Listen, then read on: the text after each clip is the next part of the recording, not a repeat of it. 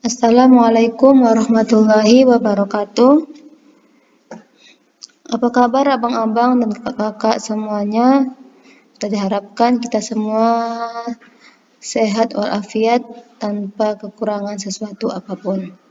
Hari ini kita kembali lagi belajar IPA tentang potensial listrik dan hantaran listrik. Bersama dengan Ustazah Yaya Pradita. Sebelum kita memulai pelajaran, marilah kita membaca basmalah. Bismillahirrahmanirrahim. Yang pertama, potensial listrik. Apa itu potensial listrik? Nah, coba perhatikan gambar plat berikut ini. Nah, pada gambar berikut ini, muatan listrik akan dipindahkan dari plat A ke plat B. Untuk memindahkan muatan tersebut diperlukan usaha. Nah, usaha yang diperlukan untuk memindahkan muatan listrik dari A ke B per jumlah muatan listrik, itulah yang dimaksud dengan potensial listrik. Nah, agar terjadi aliran muatan dalam suatu rangkaian tertutup, maka haruslah ada beda potensial atau beda tegangan di kedua ujung rangkaian. Beda potensial listrik adalah perbandingan antara besar energi listrik yang diperlukan dengan besar muatan listrik yang dipindahkan, atau bisa kita sederhanakan dengan V sama dengan W per Q, di mana V adalah beda potensial listrik dengan satuan volt, W adalah energi listrik dengan satuan joule, dan Q muatan listrik dengan satuan coulomb. Contohnya, berapakah beda potensial baterai pada rangkaian listrik jika energi yang diperlukan baterai 80 Joule untuk memindahkan muatan sebesar 15 Coulomb? Nah, perhatikan cara penyelesaiannya. Seperti biasa, kita buat dulu diketahui. Yang pertama yang diketahui adalah energi yang diperlukan baterai, yaitu W sama dengan 80 Joule dan Q sebesar atau muatan sebesar 15 Coulomb, dan yang ditanya adalah beda potensial atau V. Jawab, rumus V tadi yaitu V sama dengan W per Q. W per Q, maka masukkan nilainya. W sama dengan 80 Joule per 15 Coulomb. 80 dibagi 15 sama dengan 6 Joule per Coulomb.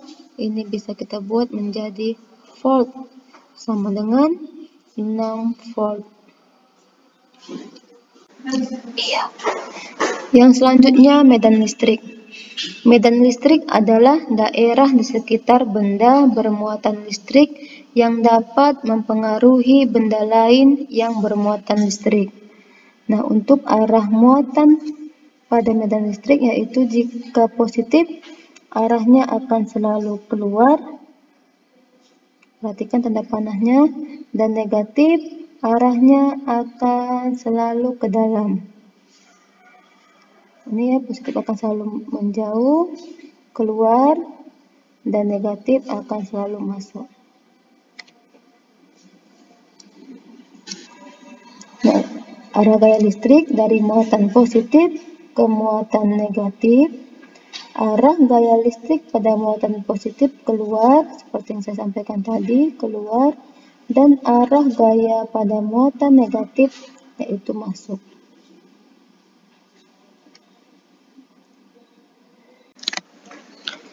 Kuat medan listrik. Kuat medan listrik adalah besarnya gaya listrik yang bekerja pada satu satuan muatan. Hubungan kuat medan listrik dengan gaya listrik adalah gaya listrik atau F per muatan. Karena F, gaya listrik sama dengan K kali Q1 kali Q2 per R kuadrat. Masih ingat rumusan ini ya? Rumusan ini ada di pertemuan kita sebelumnya. Nah, karena F sama dengan K Q1 dikali Q2 per R kuadrat, maka E sama dengan K Q1 kali Q2 per R kuadrat per Q. Maka dihasilkan E sama dengan K dikali Q per R kuadrat. Ini dihasilkan dari Q1 kali Q2 sama dengan Q kuadrat per Q, maka hasilnya menjadi Q. Yang dimana E adalah kuat medan listrik, satuannya Newton per Coulomb. K ketetapan, nilainya 9 dikali 10 pangkat 9 Newton meter kuadrat per Coulomb kuadrat. Dengan Q adalah muatan listrik, satuannya Coulomb. F sama dengan gaya listrik, satuannya Newton. Dan R jarak muatan, satuannya meter. Contohnya, sebuah titik terletak 9 cm dari benda dengan muatan minus 18 mikrocoulomb. Berapa besar kuat medan listrik pada benda tersebut? Nah, penyelesaian diketahui jarak R 9 cm, kita ubah ke meter, menjadi 0,09 meter. Q sama dengan min 18 mikrocoulomb. Ini sama dengan 18 dikali 10 pangkat minus 6 coulomb. Yang ditanya kuat medan listrik, yaitu E. E sama dengan K dikali Q per R kuadrat. Masukkan nilainya, maka 9 kali 18 162 kali 10 pangkat 9 dikali 10 pangkat minus 6. Pangkat dikali, maka pangkat akan ditambah. 9 tambah minus 6, yaitu pangkat 3 per 9 kuadrat 81 kali 10 pangkat minus 2 kuadrat. Pangkat dipangkatkan, maka pangkatnya dikali. Minus 2 kali 2 minus 4. 162 bagi 81, yaitu 2. 10 pangkat 3 per 10 pangkat minus 4 sama dengan 10 pangkat 7. Contoh yang kedua, sebuah titik terletak X cm dari muatan min 4 mikrocoulomb dan mengalami kuat medan listrik sebesar gaya tarik sebesar 10 Newton per Coulomb. Berapa jarak pisah antara muatan tersebut? Yang ditanya adalah jarak, berarti R. Penyelesaian diketahui muatan sebesar min 4 mikrocoulomb. Mikrocoulomb ini sama dengan 10 pangkat minus 6 coulomb. Menjadi min 4 kali 10 pangkat minus 6 coulomb. Dan E, medan listrik, kuat medan listriknya sebesar 10 Newton per Coulomb.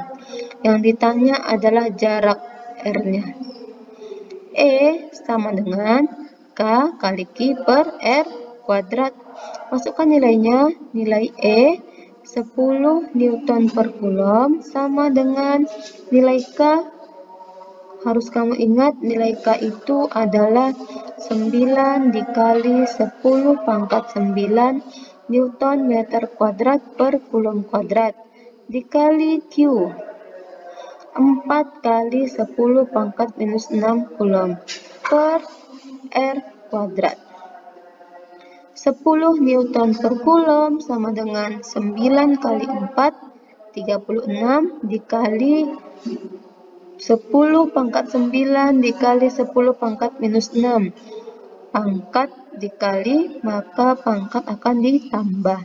9 ditambah minus 6 sama dengan 3. Jadi 10 pangkat 3 Newton meter kuadrat per Coulomb per R kuadrat. Nah, 10 R kuadrat sama dengan 36 kali 10 pangkat 3. Maka R kuadrat sama dengan 36 dikali 10 pangkat 3 per 10. Sama dengan 36 dikali 10 pangkat 3 dibagi 10 pangkat 1. Jika pangkat dibagi, maka pangkat akan dikurang. 3 kurang 1 sama dengan 2. Ini masih nilai R kuadrat. Untuk menghilangkan kuadratnya, maka sisi sebelah kanan kita akarkan. Maka R sama dengan akar dari 36 dikali 10 pangkat 2. Maka dapatlah hasilnya 6 dikali 10 sama dengan 60 meter. Selanjutnya, penerapan listrik statis dalam kehidupan sehari-hari. Nah, yang pertama, kelistrikan pada sistem saraf.